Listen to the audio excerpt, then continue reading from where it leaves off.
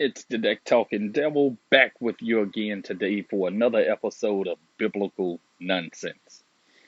Since the last video I did, probably yesterday, uh, in that video, I spoke about 1 Corinthians 2:14, I believe.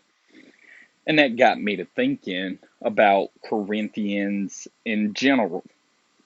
So today, I want to do a video about 2 Corinthians. 2 Corinthians poses some problems to us.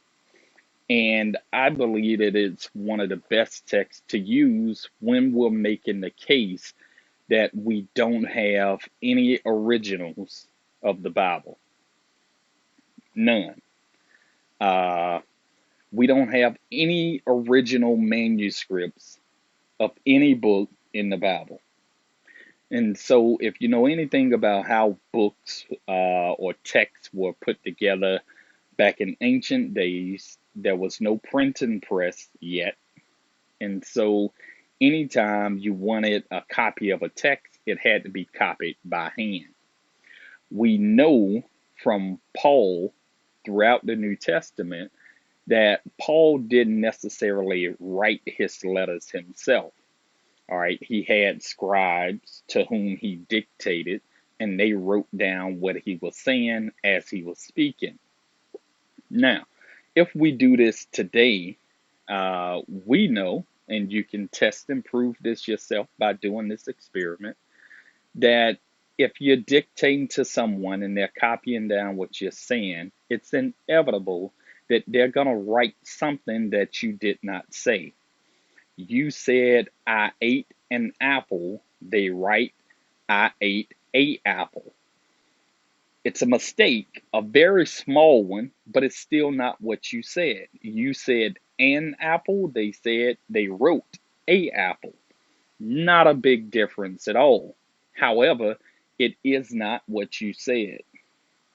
And you can do this, and you'll see that many errors will be made when the person is writing down what you're saying. And so Paul dictated his text to a scribe. The scribe would write the text down. And so it's inevitable that the scribe will have made errors. All right. And it's possible that Paul, after the scribe had written down everything that Paul said, that Paul would then read over the text and make corrections. Now, what we have is the original text that was written down by the scribe. It's altered by Paul, who makes corrections to the text. And now the letter text, the second version, is actually considered the original version. Okay, not a big deal, but it is an issue because the letter text is what's considered the original. However, we don't have the first version or second version. What we have today are copies of copies of copies. All right, we have none of the original text.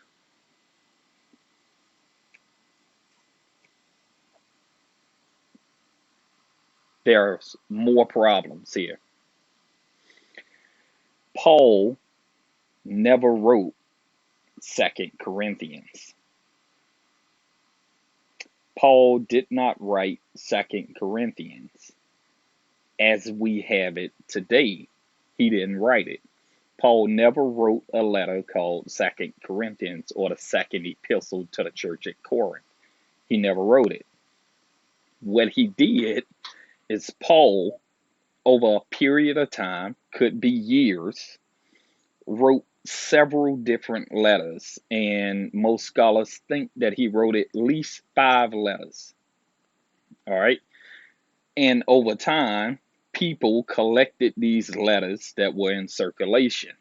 Eventually, someone had a copy of all 5 of the letters. This person then, we have no idea who did it. This person then took all 5 letters and said, I want to put all 5 of these letters in one text. And the way they did that was to take sections of those letters and put them together, splice them together, basically cut and paste portions that they wanted in the text together. And so you have snippets of 5 different letters that Paul dictated to a scribe, and scribes wrote down. There's a problem with that because we don't know what any one of the letters said in its entirety. So if I write 5 different magazine articles, all right, and someone takes an article from these 5 different magazines that I've written, and they take portions of each article and piecemeal them together to say something that appears to be coherent, it is in fact, in my opinion, a forgery. It is not an accurate representation of what I said because you're missing a tremendous amount of context from each individual article, despite the fact that the amalgamation appears to be coherent. And so when you're reading 2 Corinthians and it seems as if it's following a logical flow, it is not, it cannot, because the text was not originally together. So large portions of letters, or even small portions of some of the letters, were removed.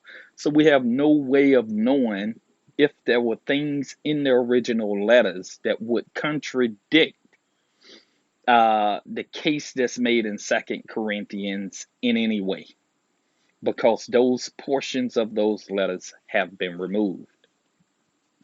We have the oldest manuscript of 2 Corinthians we have. It's P46, and P46 was written about the year 200, all right, which is about 140 years after the original text would have been written.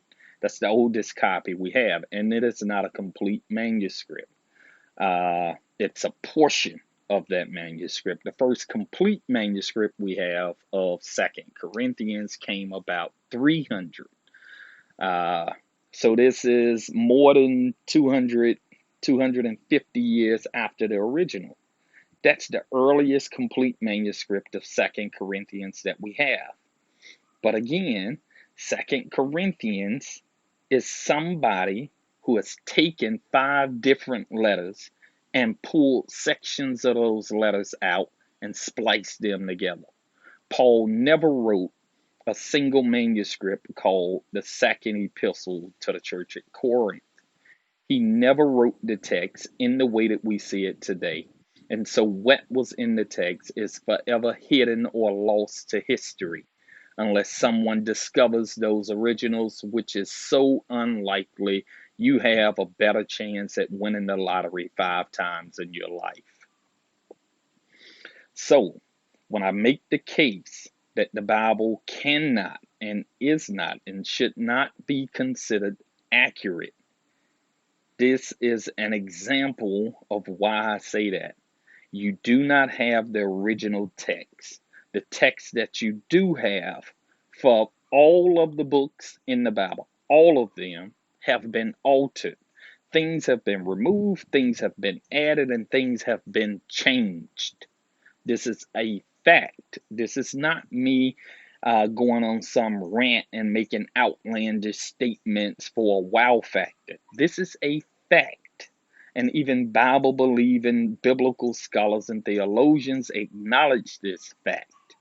So, in my opinion, to read 2 Corinthians and to say that this is a text that was inspired by God is a lie. It is completely 100% inaccurate. This has been the Deck Talking Devil. Hit that like button, subscribe, share this video, turn on those notifications so the next time there's a new video, you'll be the first to know. Until next time, keep studying, my friend.